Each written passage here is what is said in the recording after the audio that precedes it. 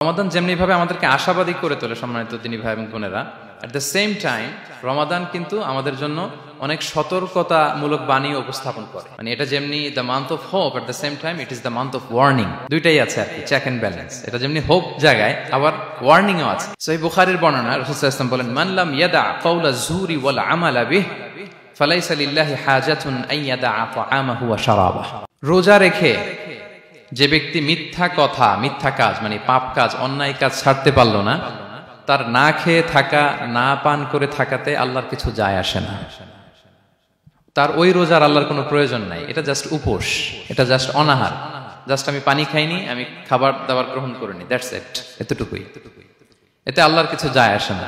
এটার কোনো সিগনিফিকেন্স আল্লাহ তাআলার কাছে নাই যে রোজাও রাখলো আবার মিথ্যাও বলে, রোজাও রাখলো আবার গীবত করতেছে, রোজাও রাখে অন্যের জন্য অকল্যাণ কামনা করে, রোজাও রাখে খারাপ কাজ করতেছে, নিষিদ্ধ কাজগুলো করতেছে। তাহলে এই রোজা রাখা না রাখার সমান, এই রোজায় কোনো ফায়দা নাই। একটা ওয়ার্নিং পাওয়া গেছে না এখানে, যে ওয়ার্নিং, রোজা রেখে সাবধান, কোনো পাপ কাজের সাথে জড়ানো।